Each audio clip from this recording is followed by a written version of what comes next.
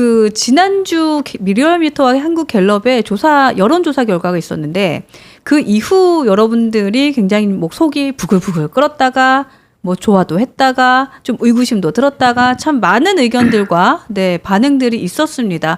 저희가 어제 네, 오전 10시 30분 리얼미터 이택수 대표와 함께하는 국민이 무엇을 요구하는가 네, 국무요 시간에도 함께 다뤘던 내용이긴 한데 국민의힘 내부에서는 지금 현재 여론조사 결과를 어떻게 바라보고 있는지도 좀 궁금합니다. 일단 그 여론조사 결과를 제가 한 4가지로 정리를 해봤습니다. 이슈를. 첫 번째는 국민의힘과 민주당의 정당 지지율의 격차가 줄어들었다. 네, 두 번째. 계엄 전보다 국민의힘의 네, 지지율이 높다. 네, 세 번째. 민주당은 어쨌든 40%대의 박스권에 갇혀 있다. 네 번째. 갑자기 김문수 장관이 등장했다. 뭐 이런 정도의 네, 아젠다가 있는 것 같아요. 일단 국민의힘 내부에서는 이 사건은 어떻게 보고 계신가요? 일단 저희가 국민의힘이 잘해서 지지율이 올라간 건 아니다라는 전제를 깔고 네. 굉장히 조심스러운 반응, 더 잘하겠다. 이 여론조사의 결과 1위1비하지 않겠다. 이런 정도의 아주 차분한 메시지가 나오고 있습니다. 다행이죠. 그렇죠. 그러니까 이걸 등에 업고 조금 더 지금의 뭐랄까요, 뭐 관저 앞에 찾아간 44명의 의원들과 같은 행보로 우르르 가면 안 되는데 다행이네요. 그렇죠. 예. 네. 그리고 이제 4가지 포인트를 잘 짚어주셨는데, 그럼 왜 이렇게 지지율이 요동을 치고, 야 우리가 거의 민주당하고 거의 비슷하게 나오고 대통령 지지율이 치솟고 이게 뭐냐 이제 이런 생각을 할 거 아닙니까? 네, 네. 근데 잘 보시면. 이 여론조사가 거의 대부분 예를 들어 갤럽 여론조사 같은 경우에는 연령이나 그다음에 뭐 지역 이런 건 이제 주민등록표에 따라서 행안부에 있잖아요. 네. 그래서 그 비율대로 나눠요. 그래서 가중치를 주고 그렇게 합니다. 이제 네. 그건 되는데 예를 들어 보수냐, 중도냐, 진보냐 요거를 또 비율 조정을 하진 않아요. 그러니까 자 1000명 샘플이다. 그래서 전화를 해서 1000명이 차면 끝나는 거 아니에요. 네, 그렇죠. 근데 그 1000명 중에 800명이 보수다. 100명이 중도고 100명이 진보다 해도 여론조사 그대로 나가는 거예요. 다만 연령이랑 지역만 조정을 하는 거예요. 자, 이 얘기는 뭐냐면 최근에 여론조사가 갤럽 기준으로 했을 때 보수가 많이 들어온단 말이에요. 진보나 중도는 좀 줄었단 말이에요. 이전 조사보다. 그러니까 보수라고 응답한 분들의 숫자가 많다는 거예요. 그럼 어떻게 되겠어요? 그럼 보수에 유리한 이쪽이 많이 올라가겠죠. 예. 네, 네. 그 상황이라고 보면 됩니다. 그 얘기는 이걸 그럼 이게 의미가 없냐? 이거 그냥 아무것도 아니야. 이게 아니고 투표율 개념으로 한번 보잔 말이에요. 투표율 이걸 투표라고 만약에 생각하면 이건 투표가 아니지만 네? 우리 선거에서 투표할 때 보면 투표율 자 보수 지지자들이 다 투표장에 나왔느냐 이게 중요하다. 그래서 우리 지지자들 다 투표하세요 하는 이유가 만약에 3대 3대 3이라고 돼 있어도 1대1 1대1 보수 중도 진보 1대 1이라 하더라도 네. 이쪽 1이 다 나오는 거 하고 이쪽 1이 반밖에 안 나오는 거 하고는 결과치가 다르잖아요. 그렇죠. 그러니까 이게 투표율 개념으로 보시면 된다. 지금은 보수 특히나 좀 강성 지지층이 강성 보수층이 여론조사에 응답할 가능성이 높고 그러니까 그분들 생각이 더 세게 숫자에 반영될 가능성이 높고 그런 차원으로 봐야 된다. 그 증거가 네. 갑자기 등장한 김문수 장관의 여권 내 대선 주자 1위 8% 네. 예, 요겁니다. 그러니까 한동훈 대표가 좀 6%가 나왔고 네. 김문수 장관이 8%가 나왔는데 진짜 갑툭튀 김문수 연대인데 또 어떻게 보면 생각에 그치 지금 뭐 국민의힘에서 사실은 자통당 얘기를 들을 정도의 분위기가 사실 있기 때문에 그럴 수 있지라는 생각도 좀 하게 되죠. 근데 너무 많이 나왔잖아요. 그쵸. 그러니까 이게 김문수 장관을 폄훼하는 게 아니고 그동안 여론조사상에서 김문수 장관이 굉장히 이렇게 유력하게 한 3번째 안에 드는 그런 여론조사 결과가 한두 개 정도 있었던 건 기억을 하는데 유력하게 거론되지 않았단 말이에요. 네. 근데 1등이고 8%다. 이재명이 32가 나왔죠. 네. 그 상황에서 이게 뭔가 이제 이렇게 생각을 해야 되는 거죠. 그만큼 김문수 장관을 지지하는 사람이라고 볼 수 있는 그 성향, 그 성향을 갖고 있는 분들이 이 여론조사에 많이 응답했을 가능성이 크고 그렇다면 다른 분들에 대해서도 심리적으로는 지지율 같은 거 조정을 해야죠. 당 지지율도 좀 조정해 봐야 되고. 예, 그런 말씀을 드린 겁니다. 근데 어쨌든 저는 이제 오늘 말씀해 주신 거에서 가장 안심이 되는 건 국민의힘에서 이 부분에 대해서 좀 더 조심스러워 한다라는 게 저는 네. 사실 굉장히 좀 혹시나 너무너무 뭐 축제까지는 아니더라도 좀 많은 안도를 하고 뭔가 좀 착시에 대해서 굉장히 좀 좋은 시그널로 보고 있지 않을까라는 생각을 했는데 그렇진 않네요. 아, 물론 나쁘게 보지는 않아요. 근데 이걸 과하게 흥분되게 받아들이는 것은 적어도 지도부 차원에서는 없다. 네. 그게 다행스러운 거고 다행이네요. 일부에서는 당연히 이걸 가지고 과하게 생각해서 또 흥분하신 분들 당연히 있죠. 여길 보세요. 이렇습니다. 예, 이렇게 우리가 할 수 있죠. 뭉쳐서 저항을 하고 윤 대통령을 지켰더니 이렇게 됐다. 이 논리잖아요. 그렇죠. 여기에 쏠리는 분들이 그렇게 많지는 않지만 분명히 있긴 있다. 예, 그거는 짚고 가야 됩니다. 그리고 어쨌든 뭐 조기 대선은 확실해진 상황에서는 국민의힘의 지지율이 오르고 또 어쨌든 지지자들이 결집하는 효과가 있다라는 것은 뭐 나쁜 시그널은 아니니까. 아, 나쁘지 않죠. 네, 나쁘지 않은데 이게 이제 방향이 우리가 이렇게 강력하게 윤 대통령을 지키기 위해서 장외 집회도 하고 세게 윤 대통령 체포에 대해서도 영장 집행에 대해서도 저항하고 이 논리로 갔더니 올랐다 이렇게 되면 그렇죠. 그러면 안 되는데. 그 얘기예요. 네, 예. 안 돼요. 예, 그것과 네. 다른 방법은 차별을 할 수밖에 없잖아요. 구별을 해야 된단 말이죠, 우리가. 그렇죠. 근데 요 방법이 맞다는 확신하에 그 방법으로 지금 쓰는 방법으로 뭐 장애 집회도 가고 정광훈 목사랑 협력하고 네. 이러면 안 되는 거 아닙니까? 그럼요. 안 되죠. 예. 그거 얘기를 제가 하는 거예요. 예. 제가 사실 시기가 좀 지났기 때문에 안 하려다가 요 말씀 그냥 이어서 드려볼게요. 김민전 의원 네. 그 백골단 그거 어떻게 보셨어요? 그 어쨌든 국민의힘 내부 의원의 에피소드이니까 이거 참 무겁다라는 생각이 들었어요. 김민전 의원이 이거 어떤 식으로는 책임을 져야 돼요. 이게 다른 것도 아니고 뭐 백골단이라는 존재를 몰라서 그런 것도 아니고 이분 학번이 84학번이에요. 84년 입학이란 말이에요. 네. 그러면 가장 백골단이 전성기를 누렸던 시절을 대학에서 오롯이 지냈기 때문에 그렇죠. 그걸 모른다고는 동생이에요. 네. 안 될 겁니다. 게다가 이 성격이 자경단 성격이라는 건데 민간인이 공권력 행사에 대해서 저항할 수 있다는 얘기예요. 이분이 이제 정치학과 교수 아니에요. 그러니까요. 예. 네. 그동안 뭘 배운 겁니까? 아니 그 교수님의 제자분들은 무슨 생각을 할까요? 이 예, 상황을 보고. 그러니까 이분이 정치적으로 무슨 생각을 하고 계신지 또 어떠한 정보를 몰라서 이 사람들을 소개하고 했는지는 뭐 또 봐야 되겠지만 적어도 지금 겉으로 나온 것만으로도 정치적 책임을 굉장히 세게 본인이 져야 한다. 그게 도리다라고 저는 생각합니다. 이분이 저희 당의 비례대표 8번을 받아서 지금 초선 의원으로서 활동을 하고 최고위원도 지냈잖아요. 정치적 무게감이 있는 겁니다. 그럼요. 네. 그냥 초선 의원도 아니고 정치권에 30년 가까이 머물던 분이에요. 안철수 의원이 처음 대통령 선거 출마할 때 2012년에 안철수 캠프 참여하면서부터 대중에게 많이 알려지긴 했지만 어쨌든 교수로서 각종 방송 여러 군데 많이 나오셨던 분인데 네, 네. 그 정도 영향을 가지셨던 분이 저희 당의 타이틀을 뒤에 놓고 그러고 백골단이라는 사람들을 굉장히 칭찬하면서 소개를 하고 이 과정은 되돌릴 수 없어요. 본인이 잘 아시라고 봅니다. 기사에도 너무 많이 났고 또 그 사진도 박제가 되어 있고 어쨌든 정치인은 자신의 언행에 책임을 지어야 하니까요. 근데 참 그것이 개인을 넘어서 국민의힘까지 이미지를 좀 영향을 끼쳤다라는 것이 굉장히 좀 안타깝다라는 생각이 듭니다. 여러분들도 계속해서 이제 좀 뭐랄까요? 좀 부정적인 의견을 주시고 계시네요. 정상적인 생각과 반대로 하는 사람이다. 뭐 이런 글도 주셨고 참 실망스럽습니다라는 글도 주시고 계십니다. 네, 그래요.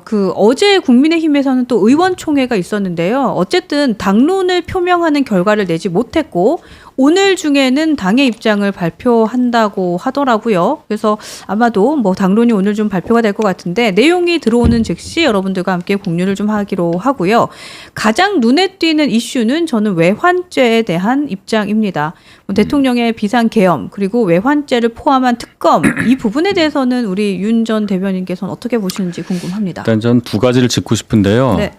민주당에서 저희 당이 주장했던 가장 큰 위헌 요소 추천 과정에 있어서 특검 추천 과정에 있어서의 위헌성을 조각시킨 제외한 거는 저는 환영합니다.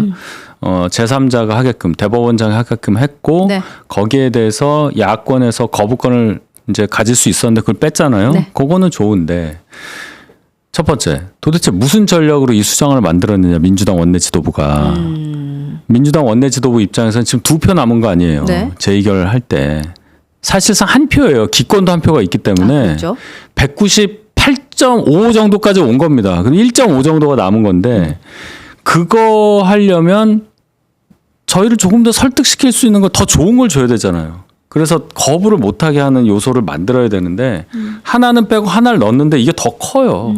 그러니까 이 민주당의 박찬대 원내 지도부의 실력이 이 정도밖에 안 되는구나. 그러니까 전략이 사실은 좀 많이 부족하다는 생각은 이번이 처음이 아닌 것 같아요. 그런 생각하게 돼요. 예, 이 사람들은 그러니까 급해서 또 이거 거의 우리가 나라 이 정권을 잡은 걸로 보이는데 확실하게 안 되니까 굉장히 급하고 거칠게 가는 거잖아요. 이게 잘못됐다는 게 지지율에서도 어느 정도 반영된다고 봐야 되는데 이걸 좀 못 바꾸는 겁니다. 그래서 민주당 내부에서도 굉장히 우려 섞인 시각이 많다. 이재명 대표도 제가 볼 때는 아마 인사조치가 있을 것 같아요. 원내 지도부에 대해서. 그 원내 지도부가 면면이 화려해요. 자, 박찬대, 박성준, 네. 수석이 둘이 있어요. 정책 수석이 또 있어요. 김용민. 이 탄핵안 쓴 사람이 김용민. 네. 그 정교하지 않아서 이소영 의원 같은 경우는 투머치라는 말을 썼어요. 1차 탄핵과 2차 탄핵에 너무 많은 게 들어가서 결국 탄핵 심판 가서 지금 뭐 내란죄를 빼내만해 하고 있잖아요. 네. 이게 누가 했느냐? 주도한 게 김용민. 근데 박성준 원내 수석 같은 경우는 우리랑 협상하는데 국회의장 앉아 있는데도 고성 지르고 조롱하다가 우원식 국회의장한테 경고받았다는 거 아니에요. 그런 자세밖에 자기네 없더라. 당에서. 여기 하나가 있고요. 자, 그럼 외환죄 관련해서 들어간 게 왜 문제냐는 거를 우리가 아주 정교하게 얘기를 해야 됩니다. 네. 이 수정안에는 외환이라는 말은 없어요. 근데 그렇게 이제 우리는 해석을 하는 건데 북한이 좋아할 만한 얘기만 거기 다 들어가 있는 거예요. 북한이 좋아할 만한 얘기가 예, 무슨 들어갔다? 얘기냐? 네. 우리가 북한을 향해서 할 수 있는 여러 가지 수단들에 대해서 이게 의도가 뭐냐라는 걸 짚자는 거예요. 자, 그냥 무인기를 뭐 평양에 보냈냐, 뭐 풍선을 보냈냐, 뭐 전단지를 보냈냐, 네. 뭐 이런 거를 가지고 또는 이제 해외에 파병하려는 시도가 있었느냐, 뭐 이런 얘기 이거를 내란 유발하는 의도가 있었느냐의 하나의 소재로 삼겠다는 거예요. 근데 너무 뜬금없긴 해요, 사실. 그렇죠. 뭐 네. 확성기 얘기도 한단 말이에요. 네. 그러면 우리가 북을 향해서 할 수 있는 어떤 수단들에 대해서 다 의심하겠다는 거잖아요. 이게. 네, 네. 그러면 우리는 북에 대해서 뭘 하자는 거고 대외적으로 미국이라든지 우리의 동맹국들이 볼 때 한국은 지금 어느 방향으로 가고 있냐는 의심을 할 수밖에 없는 겁니다. 1차 탄핵안 부결된 거에 보면은 이런 얘기가 있어요. 미국에서도 계속 주장하는 게 북중러를 적대시하고 일본 중심의 기이한 외교 정책을 폈다. 이게 무슨 얘기입니까? 우리가 북에 대해서 적대 정책을 쓰면 안 돼요? 쟤들은 우리나라를 이제 남조선이라고 안 하고 대한민국이라고 하면서 그게 좋은 뜻이 아니에요. 남이라는 거예요, 이제. 근데 성급게 하는 거죠, 사실은. 대놓고 침략 의사를 보내면서 저희한테 모욕적인 언사를 퍼붓고 있는데 네. 우리는 적대시하지 말라는 겁니까? 그 얘기하면 아무도 대답 못할 거예요, 민주당에서. 그렇죠. 네, 강약 조절은 사실 전략이잖아요, 전략. 그러니까 이런 거를 자꾸 넣어놓고 외환죄까지 포함해서 이 결국은 여야 합의된 내란죄 특검법 본인들이 원하는 그 통과되는 거 막고 있는 게 박찬대 원내 지도부, 민주당 원내 지도부의 실력이고 의도다. 아까 어떤 분이 그런 댓글을 써주셨어요. 제가 쭉 올라가서 지금 읽지는 못하는데 그 다 아이디를 못 봤는데 이런 얘기 하시더라고요. 그러니까 실력 있는 사람을 제끼고 자기 입맛에 맞는 사람을 인재로 등용하고 곁에 두니 이런 상황이 왔다라는 얘기를 하시는데 와 저거 굉장히 공감 간다라는 생각을 했습니다. 중요하죠. 예. 네, 의원총회 근데 그래서 그런지 네. 한동훈 대표님은 네. 주변에 계신 우리 윤희석 전 대변님을 포함해서 진짜 좋은 인재 정말 든든한 인재들 곁에 진짜 많으신 것 같아요. 아니 뭐 제가 그런 인재는 잘 모르겠는데 어쨌든 한동훈 전 대표가 이제 사람을 선택하는 기준이 있을 네. 거 아닙니까? 굉장히 그 실력 위주로 가는 거고 아까 이제 의총 얘기 잠깐 하셨잖아요. 네. 거기에 보면 이제 김대식 원내수석 대변인으로 알고 있는데 김상우 의원에게 앞으로 형님이라고 하지 마라. 네, 그 얘기했고 네. 나와서도 동생이니까 형님으로서 뭐 한 얘기다 이렇게 하셨는데 저는 이 형님 동생 문화 있잖아요. 네. 이게 조직에서 통용된다는 것에서는 정말 반대합니다. 솔직히 얘기해서 공화사가 약간 흔들리는 느낌도 좀 사적으로야 뭐 의형제도 좋고 뭐 다 좋은 건데 이 일을 함에 있어서 형님으로서 얘기한 이게 어디서 들어가는 거예요? 정치를 잘못 배웠다고 그랬어요 그분이. 그랬더라고요. 아니 어디서 어떻게 배운지 어떻게 알아요? 의견이 다르다고 잘못 배웠다고 그런 말을 많이 써요 사람들. 당신 정치 잘못 배웠어 이런 말 하는 사람 되게 많아요. 그것도 약간 위에 사람이 밑에 사람에게 하는 그 얘기잖아요. 그렇죠? 네. 그러면 그 말 자체가 벌써 상하관계를 짓는 거잖아요. 같은 초선이에요. 그러네요. 그러네요. 같은 물론 선수 기준이네요. 가지고 얘기하라는 얘기는 아닌데 네. 기준을 자꾸 잡으려고 하니까 제가 얘기하는 겁니다. 그 어떤 뭐 당직이 위다 뭐 그럴 수는 있는데 조직에서 그러나요? 그러진 않잖아요. 서로 그렇죠. 경어를 쓰고 아무리 연배 차이가 나더라도 일단 존중을 해주고 언사를 적어도 면전이고 다른 사람들 그렇게 의원들 다 있는 가운데서라면 쓸 수 있는 단어를 굉장히 절제해서 써야 되는 게 맞는 겁니다. 네. 그래야 본인이 올라가죠. 그렇죠. 그래야 원내 수석 대변인, 의원, 지역구 국회의원으로서의 위상이 보존이 되는 거 아니에요. 그렇죠. 자기 근데 얼굴에 약간 침뱉기. 형님으로서 얘기했다, 잘못 배웠다 하는 얘기는 우리 그냥 길바닥에 나가면 들을 수 있는 얘기예요. 여기까지 하겠습니다. 근데 그 발언은 한번 더 여쭤보고 싶어요. 그러니까 말씀하셨던 형님으로서 뭐 어쩌고 저쩌고, 그다음에 뭐 그 말씀하셨던 그 뭐 정치를 잘못 배웠고 어쩌고. 근데 이건 그냥 못 넘어가겠어요. 우리가 전두환의 추종 세력이냐, 우리가 히틀러고 김상욱은 뭐 유대인이냐. 그러니까 저런 거예요. 이건 진짜 뭐지 했어요. 예, 저런 비유. 그래서 비유 하나로 한 사람을 또는 어떤 주장을 하나의 확실한 이 프레임으로 묶어버리잖아요. 씌워버리는. 그러니까 본인의 주장을 더 확실하게 여기서 내가 히틀러고 당신이 유대인 정도로 지금 되는 거야? 이게 맞아라는 얘기를 하는 건데 비유가 너무 세잖아요. 세기도 하고 사실 논리적이지도 않죠. 전혀 아닌 거죠. 네, 그렇죠. 예. 그러니까 이 얘기는 상대를 망신 주기 위해서 또는 상대에게 고통을 가기 위해서 개인적으로 하는 거야 저야 말 못 하겠는데 이게 보도가 거의 될 거라고 생각을 했다면 굉장히 부적절하다. 이게 설득이 안 되잖아요. 그렇죠. 정치는 사람 대중을 설득을 해서 그분들의 마음을 얻는 건데 네. 저걸 들으면 저 발언을 하신 분의 뜻에 맞네. 유대인 행세 했네. 옳았구나. 이런 히틀러라고 했네. 히틀러처럼 보이게 했네. 이렇게 들리겠냔 말이에요. 전혀 아니죠. 그럼 공감 능력이 없는 거죠. 여러분들 그냥 딱 한 줄로 정리를 하셨어요. 무식하다. 네. 무식합니다. 네. 이렇게 딱 하나를 주셨고. 근데 사실 이 일련의 상황들을 보면서 의원총회가 어떻게 보면 뭐 한동훈 대표도 사실 의원총회에서 조금 봉변을 당했다. 제가 이런 표현을 좀 하고 싶고. 그리고 이 어제 있었던 의원총회에서도 뭐 이러한 이슈가 있을 때 친한계 의원들은 뭐 그냥 퇴장을 했다. 뭐 이런 얘기도 있고. 그래서 이런 걱정이 좀 드는 거죠. 진짜 친한계 의원들이 국민의힘 내에서는 너무 추운 시절을 겪고 있겠구나라는 생각을 사실 하게 돼요. 어때요? 그럴 수밖에 없을 겁니다. 지금 상황에서 그분들이 탄핵 표결 과정에서 정치색이 완전히 드러날 수밖에 없는 상황으로 몰렸기 때문에 또 숫자 비율이 너무 차이가 많아요. 그렇죠. 너무너무 많죠. 85가 있고 네.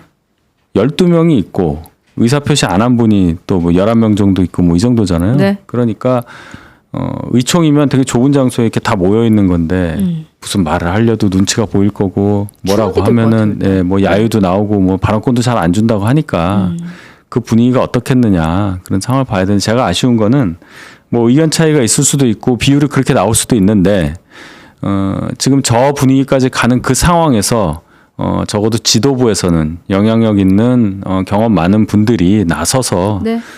좀 자제를 시키고 분위기를 좀 가라앉히고 밖에 퇴장하는 상황까지는 안 나가도록 그런 행동을 좀 해주셨으면 어땠을까?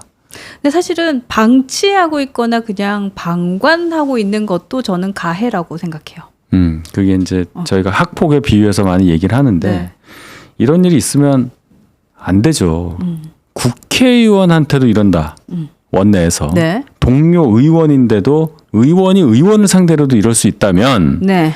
그분들이 그럼 일반 국민 상대로는 어떤 생각을 갖고 있느냐도 우리가 미루어 짐작할 수 있는 와, 거예요. 소름이다. 이 부분은 생각 못했는데 그렇죠? 그러네요. 그렇죠. 그러네요.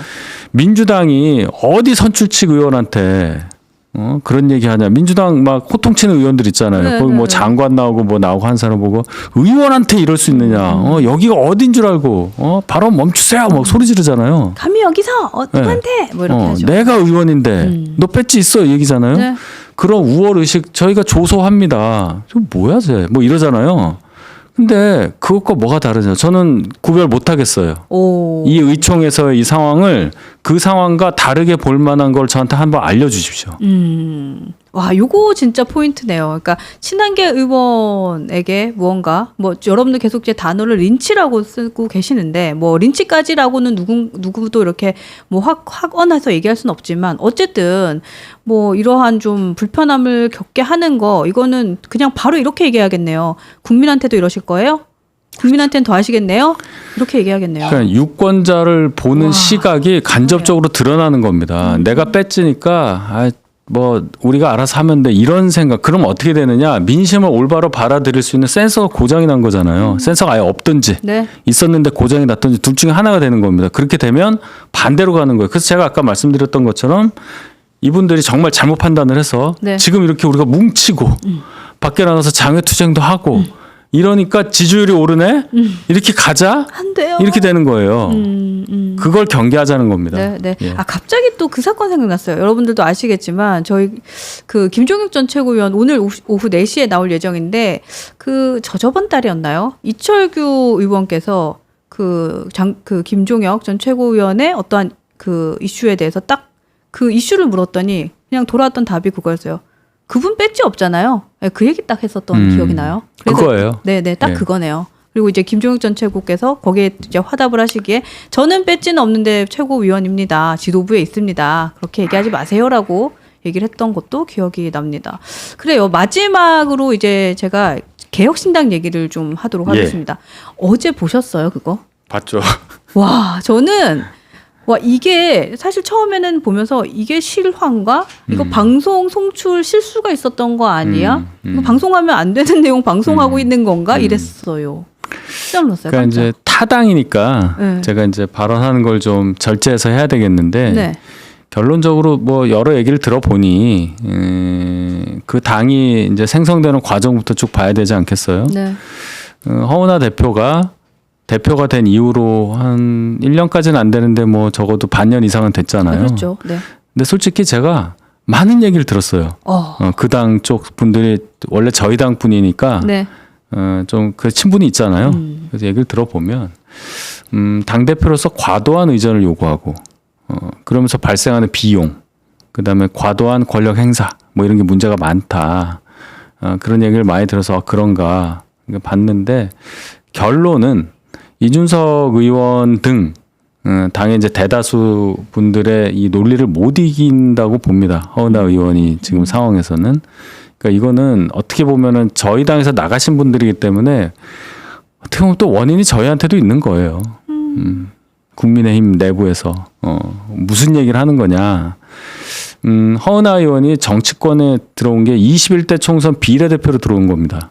미래 한국당 공천이었죠. 그 공천 한번 잘 보세요, 여러분. 그 공천을. 의미일까요? 어떤 의미일까요? 그 공천을 통해서 원내에 진출하신 분이 18분인데 그분들 지금 4년 지났잖아요. 그 비례대표 명단을 쭉 한번 보시고 그분들이 지금 어떻게 평가되는 걸 한번 보십시오. 제가 말하는 건 뭐냐면 네. 국민의힘이 뭐 새누리당, 한나라당, 새누리당, 자유한국당 이렇게 넘어왔잖아요.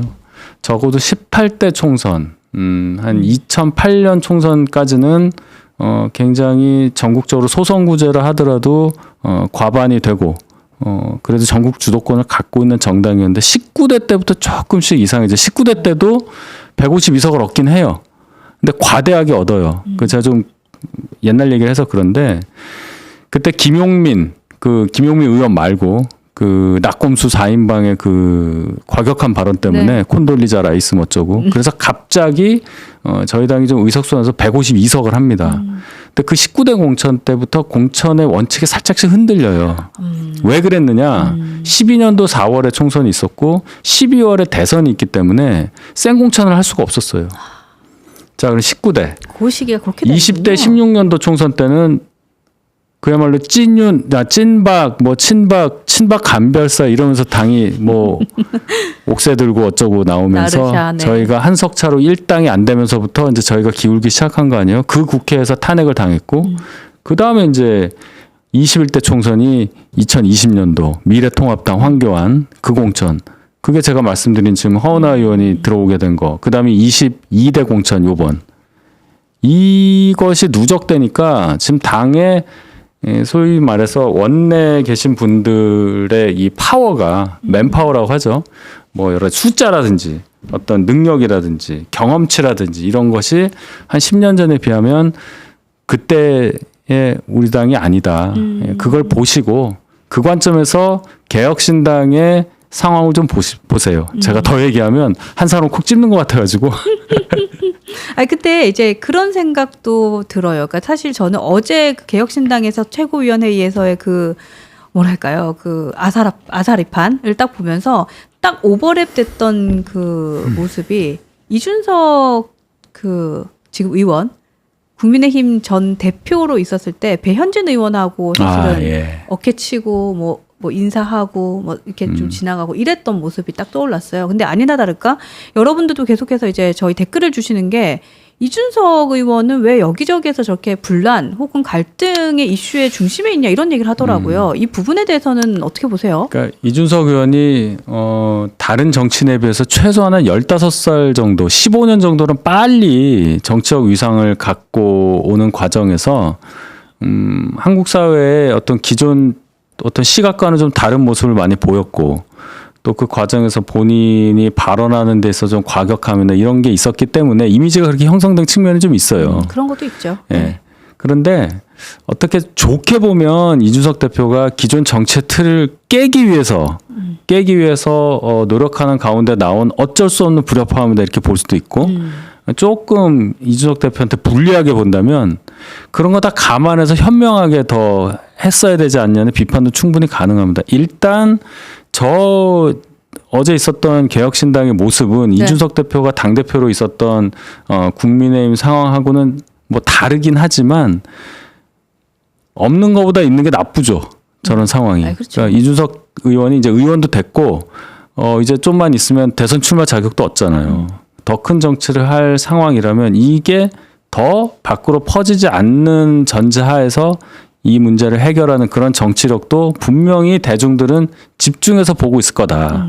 그 부분을 잘 염두에 두고 전략을 잘 짜셔서 당의 내홍을 진압하기를 바랍니다. 그렇습니다. 저희가 이제 기회가 되면 개혁신당의 분들도 좀 모셔보도록 하겠습니다. 모셔서 지금 실제로 어떤 상황인지도 좀 들어보고 싶고 또 우리 전 대변인님께서도 뭐 들리는 얘기가 참 많았다라는 얘기를 하셨는데 사실 저도 좀 많은 얘기를 들었었거든요. 예. 그래서 사실관계 확인도 좀 해보고 싶다라는 생각도 들었습니다. 네, 좋습니다. 이렇게 해서 저희가 오늘 한 1시간 정도 또 달려온 우리 윤희석 전 대변인님과 함께한 프로그램 오늘 프로그램 명이 딱 탄생을 했습니다. 정치는 상식이다. 이거요. 제가 이렇게 보니까 정치는 상식이다를 좀 줄이면 정상이 되네요. 정상. 아, 그렇죠.